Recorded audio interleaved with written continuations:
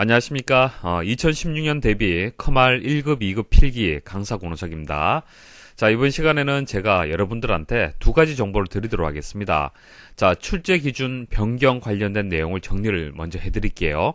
자, 2012년부터 해서 최근까지 거의 매년 바뀌고 있습니다. 출제 기준이 바뀐다는 얘기는 또 출제 패턴이 또 바뀐다는 얘기죠. 그래서 출제 패턴 분석까지 이번 시간에 말씀을 드리도록 할게요. 그래서 몇 년도 몇 회에는 어떻게 출제가 되고 어느 정도 어렵게 출제가 되었는지 그렇게 정리를 한번 해드리도록 하겠습니다. 자, 이런 내용들은 여러분들 개인적으로 절대로 만들 수 없는 자료들이고요. 그리고 외부 사이트라든지 출판 교재를 통해서도 여러분들이 얻기 힘든 그런 정보들입니다. 자, 이런 정보들이 중요한 이유가요. 자, 2012년부터 이제 오피스 버전이 바뀌었다는 얘기죠. 자, 그러면 과거의 기출문제를 보시면 되겠습니까? 안 되겠습니까? 당연히 안 되겠죠. 오피스 버전이 바뀌었다는 얘기는요, 문제가 100% 바뀌었습니다. 그래서 과거의 기출문제를 보실 때는 주의를 하셔야 되고 어떤 믿을 수 있는 사이트를 통해서 다운로드 받아서 반드시 여러분들이 풀이를 하셔야 되는 겁니다. 자, 그리고 2014년도에도 운영체제의 버전이 바뀌었습니다. 자, 윈도우즈 XP에서 윈도우즈 7으로 바뀌었는데요. 자, 윈도우즈 XP 기준에서 출제되었던 동일한 문제지만 윈도우즈 7에서는 답이 바뀌는 경우가 있어요. 자, 그와 같은 경우가 있는데 이것도 마찬가지죠. 과거의 기출 문제를 잘못 보시면은 정답을 고르지 못하고 오답을 고르는 경우가 발생합니다. 그래서 어떤 부분들이 바뀌는지 세세한 정보들을 여러분들이 알고 학습 설계를 하셔야만 이렇게 둘러서 가지 않는 거예요. 그렇죠? 여러분들한테는 많은 시간이 주어진 것이 아닙니다. 시험을 한번 응시를 해서 한 번만에 합격을 하시는 것을 여러분 다들 원하시잖아요.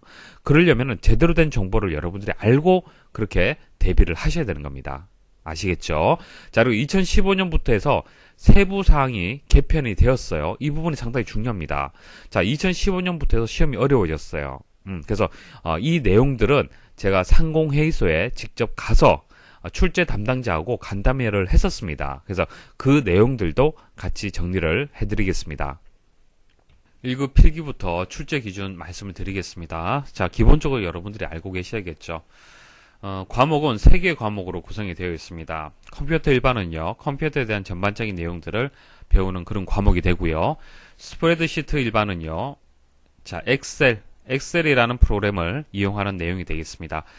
그리고 데이터베이스 일반은요, 좀 생소할 수가 있는데요, 액세스라는 프로그램을 이용하는 그런 과목이 되겠습니다. 자, 3개 과목으로 구성이 되어 있고요. 필기 방식이 객관식으로 되어 있고 60문제입니다. 그래서 20문제, 20문제, 20문제 이렇게 출제가 돼요. 시간은 60분이고요. 매 과목 100점을 만점을 해서 기준해서 과목당 60점 이상, 과목당 40점 이상. 40점이 되지 않으면 이것은 과락이 됩니다. 과락. 자, 과락이 있습니다. 평균 점수가 이제 60점 이상이라 하더라도 과락을 피해야만 합격이 되는 겁니다. 자, 과목당 40점 이상, 그리고 평균 60점 이상이 되어야만 합격 점수가 되고요. 전체 60문제가 되잖아요. 그죠? 그것을 개수로 해서 제가 다시 말씀을 드리면은 과목별로 해서 8개 이상은 맞추셔야 돼요. 20문제 중에서 8개는 맞추셔야만 과락을 피할 수가 있습니다. 그리고 전체 개수가 36개 이상, 그러니까 60문제 중에서 36개 이상은 맞추셔야만 평균 60점 이상의 점수가 나오는 겁니다. 자, 2급은요. 2급에서는 그 액세스, 그러니까 그 데이터베이스 일반이 빠집니다. 그래서 컴퓨터 일반하고요. 스프레드시트 일반, 엑셀하고 이렇게 2개의 과목으로 구성이 되어 있습니다. 문제는 40문제가 되고요. 시간은 40분입니다. 100점 만점을 기준해서 과목당 40점 이상, 그리고 평균 60점 이상의 점수가 돼야 됩니다. 이것도 마찬가지 과락이 있습니다. 그래서 과목별로 해서 8개 이상, 전체 40문제 중에서 24개 이상은 맞추셔야 합격 점수가 되겠습니다. 자, 그럼 지금까지 거의 매년 시험이 좀 바뀌었는데요. 어떻게 바뀌었는지 말씀을 좀 드려볼게요.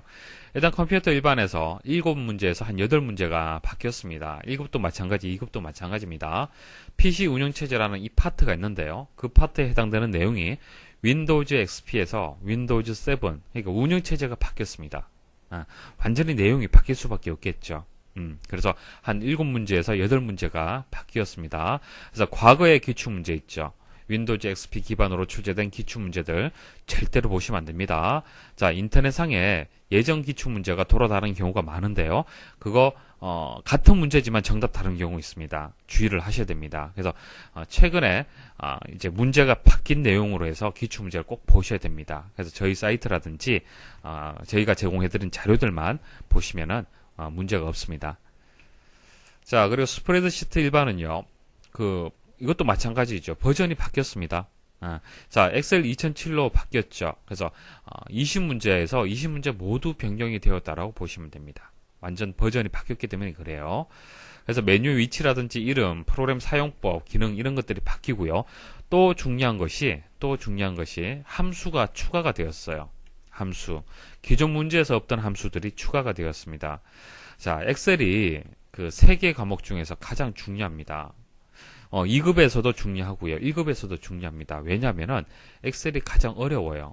어렵게 출제가 됩니다. 그래서 엑셀에서 또 어렵게 출제가 되는 이유가 이런 함수들로 문제가 출제가 되기 때문에 그래요. 함수 때문에 여러분들 많은 고생을 하실 텐데 그 함수에 대해서 각각의 함수에 대해서 충분히 연습하고 이해를 해야만 시험장 가서 여러분들 실수 없이 문제 풀이 가능할 겁니다. 자, 그래서 강의 중에도 엑셀 이제 함수에 대해서 자세히 설명을 드리지만은 함수 특강을 제공을 해드릴 겁니다. 각각의 함수들, 추가되었던 함수들 다 포함을 해서 전체 출제 범위에 있는 함수들을 틈틈이 여러분들이 학습할 수 있도록 제공해드리는 사이트는 아마 없을 겁니다. 저희 사이트에서만 현재 제공해드리고 있고요. 자, 특강까지 같이 제공해드리겠습니다. 자, 필기 때 잘 준비를 하시면요. 실기 때 정말 많은 도움이 되실 겁니다.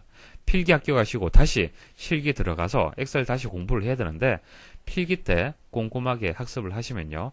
실기 때 좀 더 쉽게 한 번에 합격이 가능하실 겁니다. 데이터베이스 일반도 마찬가지예요. 액세스 2007로 바뀌었습니다. 그래서 메뉴의 위치, 이름, 프로그램 사용법, 기능 이런 것들이 바뀌고요. 그리고 액세스도 마찬가지입니다. 함수가 있어요. 이런 함수들이 또 추가가 되었습니다. 자, 그리고 2급에서는 데이터베이스 일반이라는 과목이 없습니다. 해당 사항이 없고요. 자, 커말 출제 기준안 주요 변경사항 말씀드리겠습니다. 2012년도에는 오피스 버전이 바뀌었고요. 14년도에는 이제 윈도우즈 7으로 바뀌었습니다. 그리고 2015년도에는 세부 사항이 이제 개편이 되었는데 이 관련해서 2014년도 7월 달에 대한상공회의소에서 출제 기준안 개편에 따른 간담회가 있었습니다. 자, 거기에 이제 제가 참석을 했습니다. 그래서 출판사하고 이제 온라인 교육 사이트에선 제가 이제 참석을 했었고요. 그래서 거기서 이제 간담회에서 제공하는 자료들은 좀 다릅니다. 일반인들이 보는 자료들하고 좀 다른데요. 좀 방대한 자료를 저희가 봤습니다. 보고 그 내용들 관련해서 이제 그 출제위원들하고 상담을 했고요. 그 결과를 제가 정리해서 말씀을 드리면은 이렇습니다.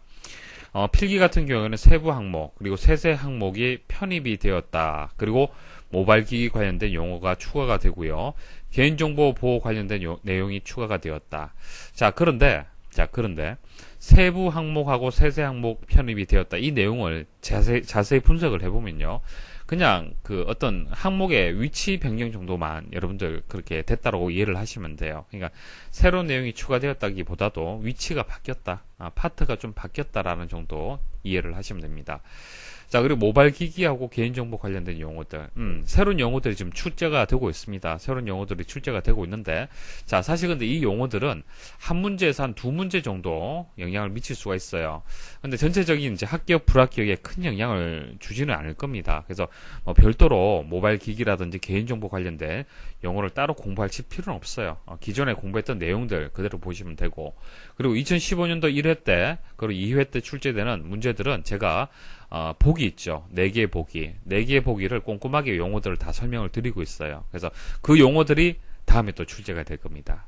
그래서 강의, 특강만 잘 들어주시면은 큰 무리가 없을 것 같습니다. 자, 그리고 실기에서도 하이퍼링크하고 카메라 기능이 삭제가 되었는데 사실상 이전부터 하이퍼링크하고 카메라 기능은요, 출제 기준에는 포함이 되어 있었지만 실제 출제되지 않은 그런 영역이었습니다. 그래서 크게 신경 쓰시지 않으셔도 상관이 없을 것 같아요. 그래서 필기하고 실기는 출제 기준안만 봤을 때는 크게 바뀐 내용이 없습니다. 자, 그런데 실제 출제되는 내용을 보면요. 그렇지 않습니다. 좀 어렵게 출제가 지금 되고 있어요. 자, 지금부터 설명드리는 내용 잘 들으십시오. 절대로 여러분들이 구할 수 없는 자료입니다. 2012년도부터 해서 2015년까지의 기출문제는 상당히 중요합니다. 아마 이 문제 패턴대로 앞으로 계속 출제가 될 거예요. 그래서 이 문제를 분석을 해서 2016년도 그 이후에 시험을 한번 예상을 해보겠습니다. 자, 매회 시험이 출제가 되면은 그때그때 제가 정보는 다시 드리도록 하겠습니다. 특강을 통해서 정보를 드리도록 하고요. 이번 시간에는 일단 2015년까지의 기출문제를 한번 정리를 좀 해드리도록 하겠습니다. 자, 출제 기준안이 변경되고 시행된 2012년 이후 기출문제는요, 향후 출제 기준안이 또다시 변경되기 전까지 초석이 되는 아주 중요한 자료입니다. 그래서 필수 합격 자료라는 것을 다시 한번 말씀을 드립니다. 자, 이것을 종합해서 분석된 결과를 한번 정리를 먼저 해드리고 들어가도록 할게요. 자, 과목별로 출제 패턴을 보자면 컴퓨터 일반, 데이터베이스 일반은요, 기존 연도와 비슷하게 출제가 되고 있습니다. 그러니까 컴퓨터 일반과 데이터베이스 일반은요, 그래도 과락이 잘 발생되진 않습니다. 자, 그런데 스프레드시트 일반 있죠. 엑셀. 자, 엑셀은요, 다소 상향 조정되어서 새로운 유형, 그러니까 새로운 함수들이라든지 이런 것들이 추가되어서 많이 출제가 되고 있습니다. 그 말은 기존의 기출문제가 반복해서 출제되는 빈도는 떨어졌다는 얘기죠. 자, 따라서 변경된 내용 및 응용 출제되는 영역에 대한 최신 자료로 학습하는 것이 상당히 중요하다. 그렇게 말씀을 드릴 수가 있습니다. 자, 그럼 이제 각 과목별로 해서 한번 정리를 해드리도록 할게요. 자, 컴퓨터 일반 보도록 하죠. 자, 전반적으로 비슷한 문제 유형으로 출제가 되고 있습니다. 자, 충분히 고득점 가능한 과목이에요.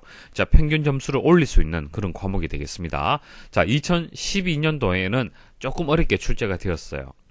자, 모든 시험이 마찬가지입니다. 시험이 좀 바뀌잖아요. 바뀌면은 첫 번째 해는 좀 어렵게 출제가 돼요.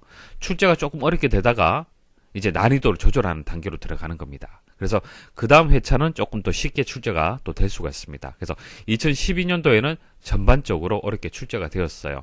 1회 때 7문제, 2회 때는 6문제, 3회 때는 8문제가 좀 생소한 새로운 유형의 문제가 출제가 되었습니다. 자, 1급은 이렇게 출제가 되었고요. 2급도 마찬가지입니다. 7문제, 14문제, 14문제. 상당히 어렵게 출제가 되었죠. 그래서 새로운 어떤 용어들이 많이 출제가 되었다라고 보시면 됩니다. 자, 그러다가 2013년도 들어와서 좀 안정화되었죠.